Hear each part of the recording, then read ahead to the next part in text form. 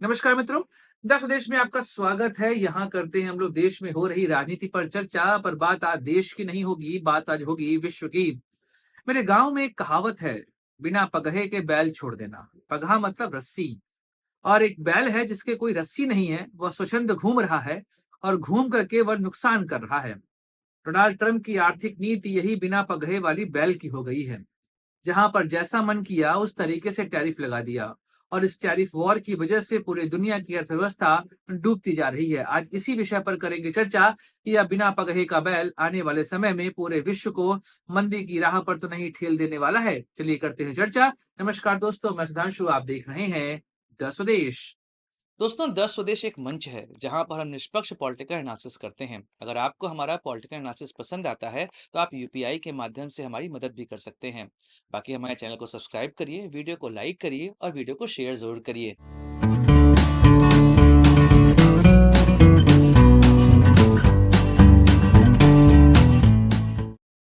दोस्तों, आर्थिक मंदी का खतरा हर 10 साल में विश्व में छाता ही है। लेकिन जब आर्थिक मंदी बुलाई जाए तो फिर क्या कहा जाए? अगर आप विश्व के इतिहास को देखेंगे तो आधुनिक समय में पहली जो सबसे बड़ी आर्थिक मंदी आई थी वह 1929 में आई थी। और वह भी अमेरिका की वजह से आई थी, जब वहां पर अचानक से लोगों ने अपने पैसे शेयर मार्केट से निकालने शुरू कर दिए थे। वहां के बैंक बंद होने वाले थे और कंडीशन बहुत खराब हो चुकी थी।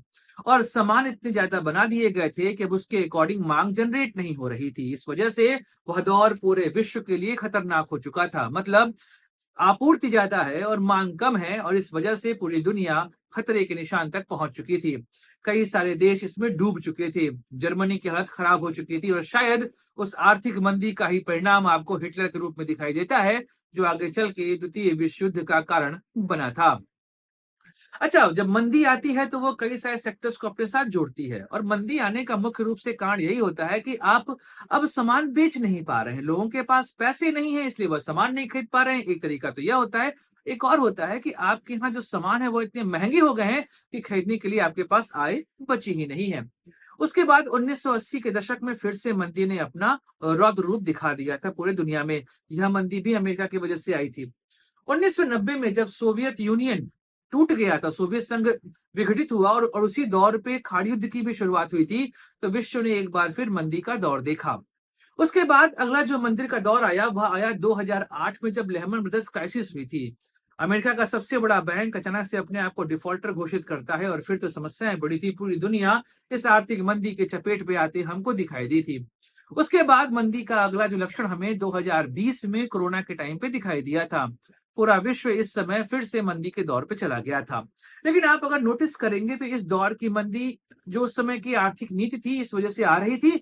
और कोविड टाइम पे तो हम लोगों ने देखा ही कि सब कुछ बंद हो गया, तो फिर तो मंदी वहां पर आनी थी। लेकिन 2025 की जो मंदी जिसकी आहट पूरी दुनिया इस समय देख रही है, वह डोनाल्ड ट्रंप के आर्थिक नीति की वजह से आ रही है। रेसिप्रोकल टैक्स लगाना है उनको। क्या टैक्स चाह रहे हैं कि हम यहाँ पर टैक्स लगा के जो हमारे यहाँ व्यापार घाटा हो रहा है उसको यहाँ पर मैनेज कर लेंगे। लेकिन सच्चाई यह है, इससे उनकी अर्थव्यवस्था तो यहाँ पर डूबेगी ही, पूरे दुनिया की अर्थव्यवस्था की लंका लग जाने वाली है। एक्चुअली अमेरिका की स्थिति इतनी दयनीय हुई क्यों, व्यापार घाटा बढ़ा क्यों? इसके पीछे कई सारे कारण हैं। कारण यह है कि जब डब्ल्यूटीओ का निर्माण हुआ 1993 के दौर पे, तो इस निर्माण के बाद क्या हुआ कि पूरी दुनिया की अर्थव्यवस्था में भूमंडलीकरण अर्थात ग्लोबलाइजेशन देखने को मिला। अच्छा, सोवियत यूनियन भी टूट चुका था। ऐसे में अमेरिका और उसके सहयोगी देशों ने पूरे दुनिया में अपने सामान को बेचकर अपने आर्थिक स्थिति को यहाँ पर मजबूत कर लिया था। लेकिन धीमे धीमे डब्ल्यूटीओ जैसे जैसे आगे बढ़ता रहा, तो यह ग्लोबलाइजेशन, दुनिया की कंपनियों को पता चला कि अन्य देशों में जाकर भी हम वहां पर सामान बनाकर और बेच सकते हैं। तो जो थर्ड वर्ल्ड कंट्रीज थी, उन कंट्रीज में इन कंपनियों ने निवेश करना शुरू किया। मैक्सिको, वियतनाम, चीन, इंडिया, इन सब जगहों पे निवेश लगातार बढ़ता गया। और निवेश इसलिए बढ़ा क्योंकि यहाँ पर चीप लेबर उपलब्ध था। अब चीप लेबर उपलब्ध है तो ऐसे में सामान बनाने की लागत यहाँ पर कम आने लगी। तो अमेरिका में जो सामान बन रहे थे वो महंगे बन रहे थे, और जब उन्हीं कंपनियों, जो अमेरिकन कंपनी थी, जब वहां से हटकर वह अन्य देशों में गई, मैक्सिको, इंडिया, चाइना या वियतनाम, तो यहाँ पर इन कंपनियों ने सस्ते रेट पर सामान बनाना शुरू किया। इससे इनका प्रॉफिट बढ़ना शुरू हुआ।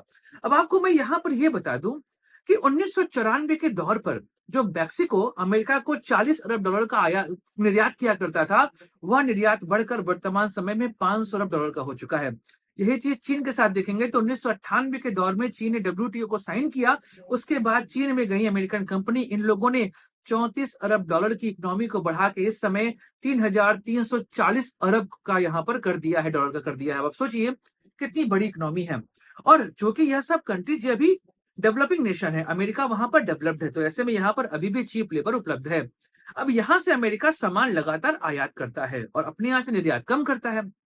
इस वजह से अमेरिका का व्यापार घटता यहाँ पर बढ़ता चला जा रहा है। यहाँ पर हुआ क्या कि अमेरिका जो अपने यहाँ सामान मंगाता है उन पर तो वह टैक्स कम लगाता है, लेकिन जो अमेरिका से ये देश सामान लेते हैं वहां पर वह अधिक टैक्स पे करते हैं। इस वजह से अमेरिका के यहाँ जो सामान पहुंचते हैं वह तो सस्ते रहते हैं, लेकिन अमेरिका अपनी कंपनी के सामान जो अमेरिका में बना रहा है जब उनको अन्य देशों में भेजता है तो वहां पर वह सामान महंगे रहते हैं। तो डोनाल्ड ट्रंप को यह लगा कि यहाँ पर हम टैरिफ बढ़ा देंगे, जैसे को तैसा यहाँ पर हम करेंगे, और नाम दिया रेसिप्रोकल टैक्स। जैसा तुम टैक्स लगाओगे वैसा ही तुमको यहाँ पर टैक्स मिलेगा। उसने चीन, भारत, पाकिस्तान, वियतनाम हर जगह पर टैक्स बढ़ा दिया अमेरिका ने। मतलब भारत पे बढ़ाया 26% टैक्स, वहीं पर चीन में बढ़ा है 54%, अभी बढ़ाया 34, और इसके अलावा 20% पहले ही उसने चीन पर टैक्स बढ़ा दिया था, जो टैरिफ है वह बढ़ा दिया था। तो अब यहाँ पर बात यह हुई कि चीन ने भी इसके बिहाफ में कह दिया ठीक है भाई, जो टैक्स हम लगा रहे थे उसको बढ़ा के हम 34% और कर देने वाले हैं। मतलब वर्तमान समय में जो टैक्स लगा था चीन वह अब बढ़ा के लगभग 80% के आसपास पहुंच चुका है। तो अब यह टैरिफ वॉर लगातार बढ़ता जाएगा और आप देख रहे हैं इस टैरिफ वॉर का असर इस समय दुनिया की अर्थव्यवस्था पर पड़ रहा है। दुनिया की अर्थव्यवस्था इस समय बहुत दयनीय स्थिति में जा चुकी है। अमेरिका के शेयर मार्केट लगातार टूटते जा रहे, 2 लगातार दिन हो गया है और अमेरिका का शेयर मार्केट लगातार 4% से अधिक यहाँ पर पॉइंट पर टूट चुका है। और वहां के लोगों को डर यह लग चुका है कि आने वाले समय यह खतरा और बढ़ने वाला है। कई लोग तो ऐसा कह रहे हैं कि 2008 की मंदी जो कि लेहमन ब्रदर्स क्राइसिस कहलाती है, 2020 की मंदी जो कि कोविड की वजह से आई थी, इन दोनों मंदियों को भी क्रॉस कर जाएगा जो डोनाल्ड ट्रंप की इस समय आर्थिक नीति यहाँ पर चल रही है।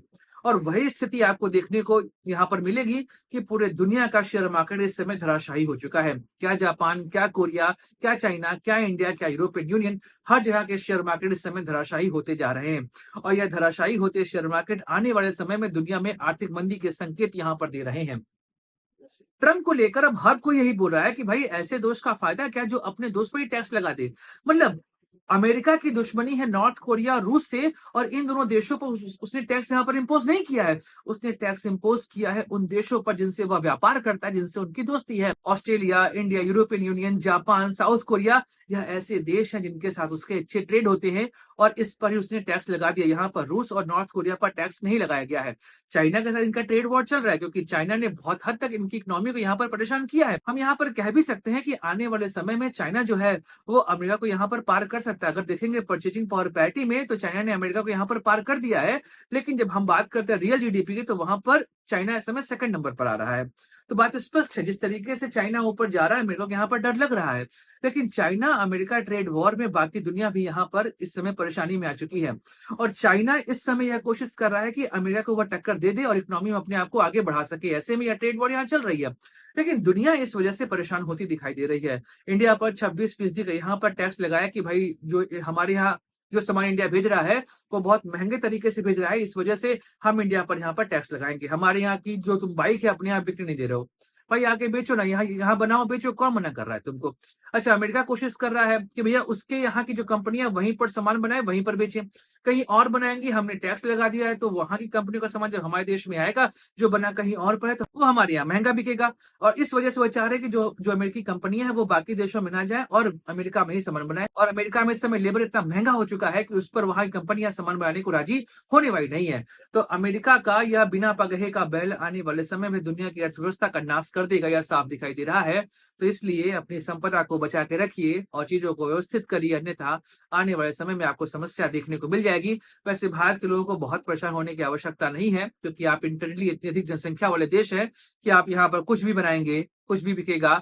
इसलिए नौकरी की चिंता छोड़िए, अपना काम शुरू करिए और उससे फायदा कमाइए। दोस्तों वीडियो समाप्त करते हैं, मिले अगली वीडियो में, चर्चा करें किसी और राजनीतिक मुद्दे के। दोस्तों को दीजिए इजाजत, लाइक शेयर सब्सक्राइब चैनल। जय हिंद, वंदे मातरम, भारत माता की जय।